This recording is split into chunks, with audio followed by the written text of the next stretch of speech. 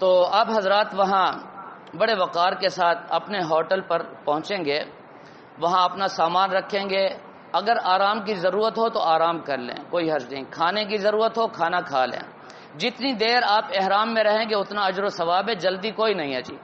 20 گھنٹے بھی اگر آپ ہوٹل میں آرام کرنا چاہیں تو آرام کر سکتے ہیں، کوئی جلدی نہیں ہے جی۔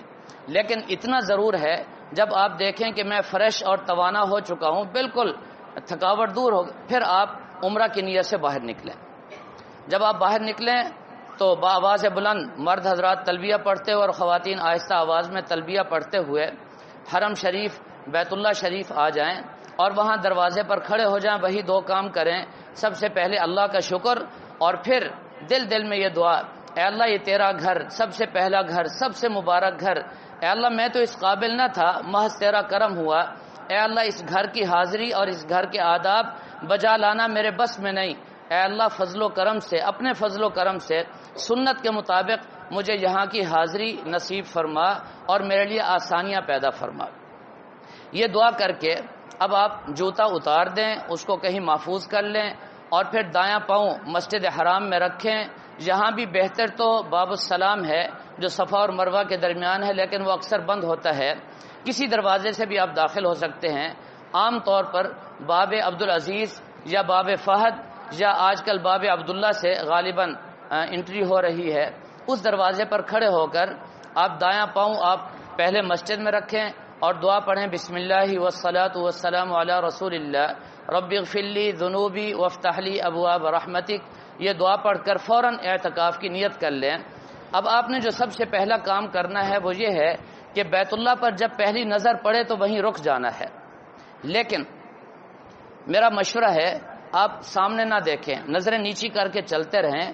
یہاں سے جتنا یہ روڈ ہے اتنا دور آپ نے اندر چلنا ہے، آپ کے سر کے اوپر چھت ہوگی، اس چھت کے نیچے آپ نظریں نیچی کر کے چلتے رہیں۔ آگے جا کر 2 قسم کی سیڑھیاں آپ کو ملیں گی، ایک متحرک سیڑھی اور ایک سادہ۔ کسی سیڑھی کے ذریعے آپ نیچے اتریں گے، نیچے جب آپ اتریں گے تو آپ محسوس کریں گے کہ آپ کے سر کے اوپر اب چھت نہیں، آپ آسمان کے نیچے آ گئے، یہی مطاف ہے، طواف کی جگہ۔ اب آپ راستے سے تھوڑا سا ہٹ جائیں، راستے سے ہٹ کر اب آپ بیت اللہ پر پہلی نظر ڈالیں۔ جب بیت اللہ پر پہلی نظر پڑے تو 3 مرتبہ آپ کہیں لا الہ الا اللہ لا الہ الا اللہ لا الہ الا اللہ، اور 3 مرتبہ کہیں اللہ اکبر اللہ اکبر اللہ اکبر۔ اس کے بعد آپ ہاتھ اٹھا لیں، نظر بیت اللہ پر رہے، آپ جو بھی دعا کریں گے آپ کے اللہ تعالیٰ ہر دعا قبول فرمائیں گے، اور میں آپ کو پہلے بتا چکا ہوں جلدی نہیں کرنی، اور اگر کسی کا دل لگا ہوا ہے دعا میں اس کو روکنا بھی نہیں، غصہ بھی نہیں کرنا، آپ بیٹھ سے وہاں بیت اللہ کا دیدار کریں۔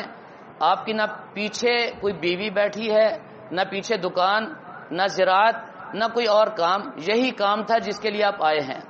جلدی بالکل بھی نہ کریں، وہاں بیٹھ سے انتظار کریں، خوب گڑ گڑا کر اللہ تعالیٰ سے مانگیں۔ 3 دعائیں میں نے اس دن بھی عرض کی، اب دوبارہ عرض کر دیتا ہوں۔ سب سے پہلی دعا اللہ تعالیٰ سے یہ مانگیں، اے اللہ مجھے مستجاب الدعوات بنا دے، آج کے بعد میں جو بھی دعا مانگوں اے اللہ میری ہر دعا قبول کر لینا۔ دوسری دعا، اے اللہ مجھے بھی بخش دے، میرے ماں باپ کو، میرے بہن بھائیوں کو، اعزہ اقربا کو، سب کی مغفرت فرما دے، یہ حدیث سے ثابت ہے دعا۔ اور تیسری دعا، اے اللہ حضرت آدم علیہ الصلوۃ والسلام سے لے کر جناب رسول اللہ صلی اللہ علیہ وسلم تک تمام انبیاء علیہم الصلوۃ والسلام نے جتنی خیر کی چیزیں مانگی ہیں، اے اللہ وہ ساری خیر کی چیزیں مجھے بھی عطا فرما، میرے ماں باپ کو، بیوی بچوں کو، بہن بھائیوں کو، اعزہ اقربا کو، اے اللہ پوری امت کو عطا فرما۔ اور تمام انبیاء علیہم الصلوۃ والسلام نے جتنی بری چیزوں سے پناہ مانگی ہے، اے اللہ ان تمام بری چیزوں سے میری بھی حفاظت فرما، میرے ماں باپ کی، بیوی بچوں کی، بہن بھائیوں کی، اعزہ اقربا کی، پوری امت کی حفاظت فرما۔ یہ 3 دعائیں ہو گئیں۔ 3 دعائیں مانگنے کے بعد اب آپ حضرات حجر اسود کے سامنے آ جائیں۔ اب آپ نے طواف شروع کرنا ہے۔ حجر اسود، یہ حجر اسود ہے، آپ دیکھ رہے ہیں۔ حجر اسود کی سیدھ میں آنے کی نشانی یہ ہے کہ بالکل اس کی سیدھ میں اوپر سبز لائٹ ہوگی، اس کی سیدھ میں سامنے اوپر سبز لائٹ جو آپ کو خود اپنی طرف کھینچے گی۔ اب سبز لائٹ کو دیکھ کر آگے چلیں، بڑھتے رہیں۔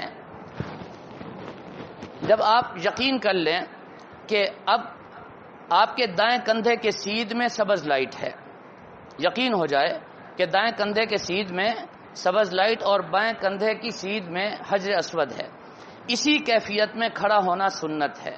یاد رکھیں، اسی کیفیت میں کھڑا ہو جانا سنت ہے. اب جلدی سے 3 کام آپ نے کرنے ہیں. جلدی سے، رش ہوتا ہے بہت زیادہ، بس آدھے منٹ میں یہ 3 کام. پہلا کام، آپ نے یہاں آ کر تلبیہ بند کر دینا، لبیک اللہم لبیک بند، اس کے بعد جائز نہیں. دوسرا کام، جلدی سے دایاں کندھا ننگا کر دینا ہے، یہ احرام کی کیفیت یہ. اور تیسرا کام، جلدی سے نیت کرنی ہے، اللہم انی ارید الطواف فیسرہ لی وتقبلہ منی، اے اللہ میں طواف کا ارادہ کرتا ہوں یا کرتی ہوں، اس کو آسان فرما، قبول فرما. 3 کام ہو گئے. پہلا کام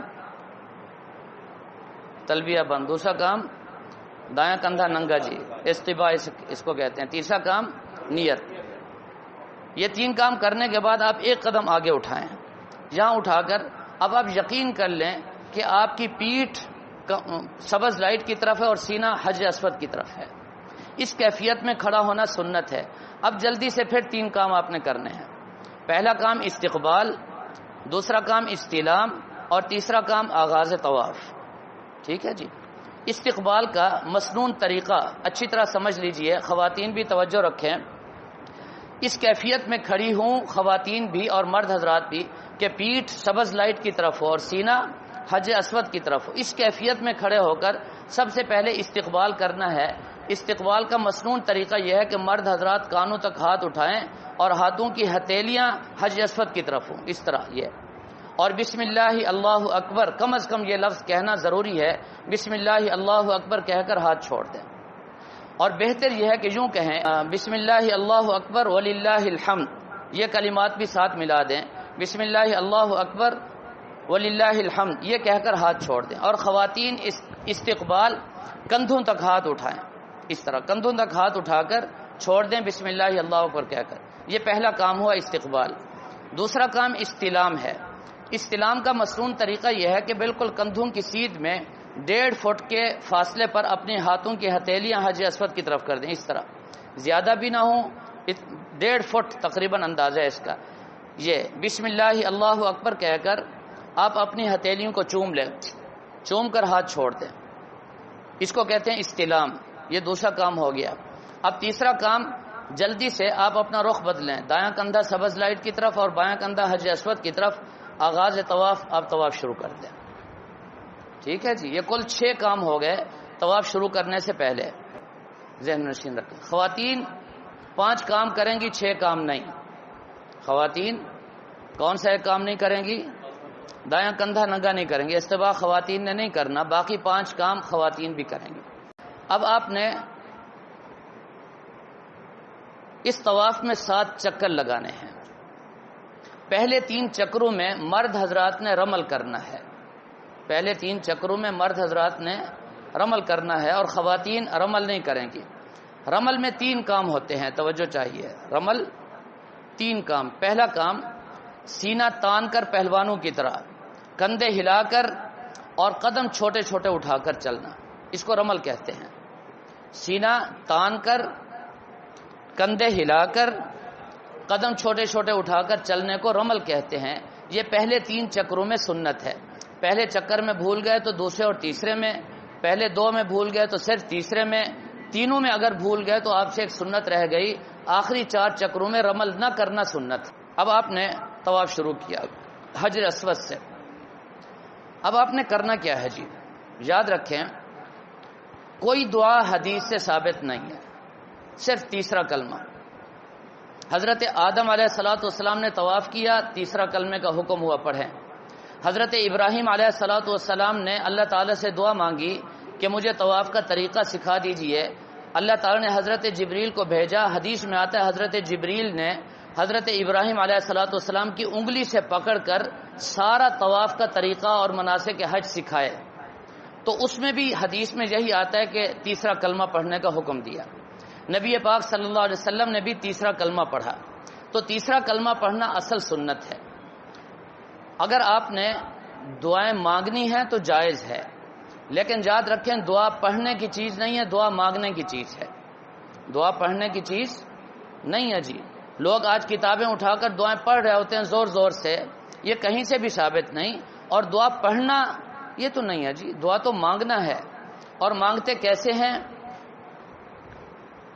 کیسے مانگتے ہیں جی؟ اپنے بچوں سے سیکھ کر جانا. چھوٹے چھوٹے بچے گھروں میں ہیں نا جی، ان سے سیکھ کر کے جائیں وہ 100-200 روپے کیسے مانگتے ہیں.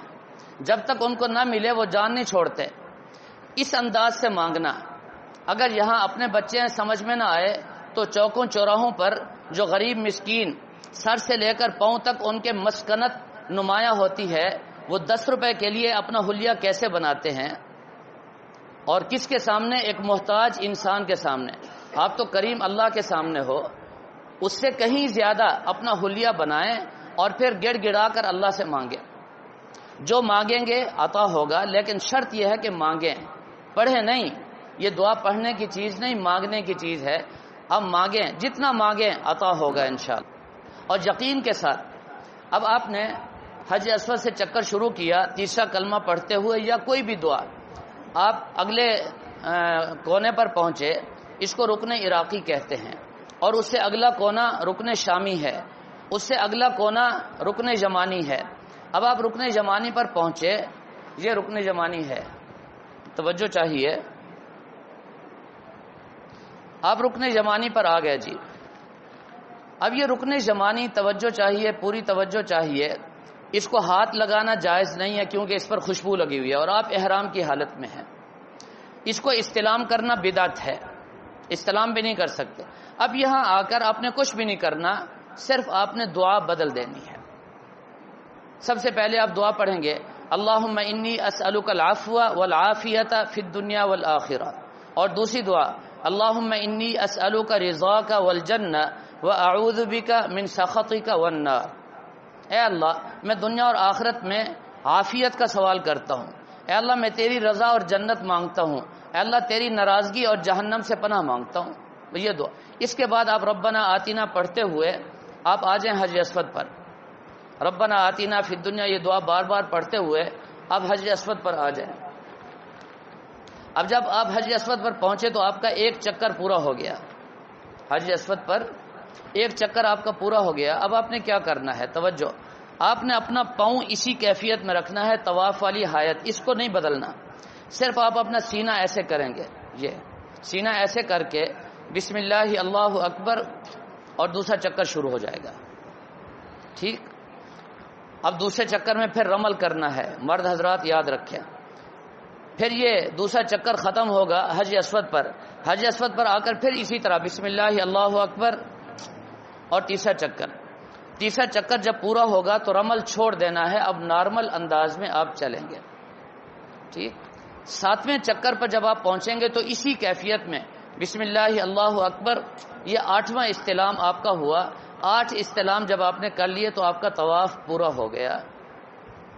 آپ کا طواف پورا ہو گیا، اور یہ فرض تھا. ٹھیک ہے جی. تو اس کا مکمل طریقہ آپ نے سمجھ لیا. اس کے بعد آپ نے 3 کام کرنے ہیں جی. کیا کرنا ہے جی؟ ان 3 کاموں کو شروع کرنے سے پہلے آپ اپنا دایاں کندھا پھر ڈھانپ لیں گے. اب آپ کو ایک مسئلہ سمجھ میں آ گیا کہ دایاں کندھا صرف طواف کی حالت میں ننگا ہوگا، نہ طواف سے پہلے اس کو ننگا کرنا جائز، نہ طواف کے بعد اس کو ننگا کرنا جائز. کسی حالت میں بھی اس کو ننگا نہیں کیا جا سکتا. ٹھیک. اب آپ نے 3 کام کرنے ہیں. پہلا کام، ملتزم کے سامنے کھڑے ہو کر دعا، پہلا کام. دوسرا کام، مقام ابراہیم کے سامنے 2 رکعت نماز نفل اور دعا. تیسرا کام، آب زمزم پر جا کر آب زمزم سے پہلے دعا، آب زمزم پینے کے بعد دعا. یہ 3 کام ہیں. توجہ چاہیے. اب جب آپ نے طواف مکمل کر لیا تو یہ ملتزم ہے. بیت اللہ کا دروازہ اور یہ حج اسود کے درمیان جو جگہ ہے اس کو ملتزم کہتے ہیں. ٹھیک ہے جی. یہ ملتزم ہے. اب ملتزم کو ہاتھ لگانا تو جائز نہیں کیونکہ خوشبو ہے یہاں. اس کی سیدھ میں آپ پیچھے چلے جائیں. اب یقین کر لیں کہ سبز لائٹ جو ہے وہ آپ کے بائیں کندھے کی جانب ہے اور بیت اللہ کا جو یہ دروازہ ہے یہ آپ کے دائیں کندھے کی جانب ہے. اس کیفیت میں آپ کھڑے ہو جائیں. اس کیفیت میں کھڑے ہو کر تسلی کر لیں کہ آپ کے بائیں کندھے کی جانب سبز لائٹ ہے اور دائیں کندھے کی جانب یہ دروازہ ہے. اب کھڑے ہو کر اب آپ ہاتھ اٹھا لیں دعا کے لیے. جو دعا مانگیں گے قبول ہوگی. حدیث شریف میں آتا ہے نبی پاک صلی اللہ علیہ وسلم اس ملتزم کو اس طرح چمٹ کر دعا مانگتے تھے جس طرح بچہ ماں کے سینے اور ماں کی گود میں ماں کو چمٹ کر ماں سے شفقتیں لیتا ہے. فرمایا نبی پاک صلی اللہ علیہ وسلم ملتزم کو چمٹ کر دعا مانگتے تھے. اور مزے کی بات بتاؤں آپ کو، ملتزم کے سامنے آپ جو بھی دعا مانگیں گے وہ قبول ہو. دوسرا کام، یہ بیت اللہ کا جو دروازہ ہے اس کی سیدھ میں بالکل آگے مقام ابراہیم ہے. مقام ابراہیم کے پیچھے آپ دیکھیں گے مرد عورتیں نوافل ادا کر رہے ہوتے ہیں، تو آپ حضرات بھی ان کے ساتھ وہاں پیچھے چلے جائیں. 2 رکعت نماز نفل تحیت الطواف آپ ادا کریں. 2 رکعت نماز نفل پڑھنے کے بعد بیٹھ کر یا کھڑے ہو کر دونوں طرح نبی پاک صلی اللہ علیہ وسلم سے دعا مانگنا ثابت ہے.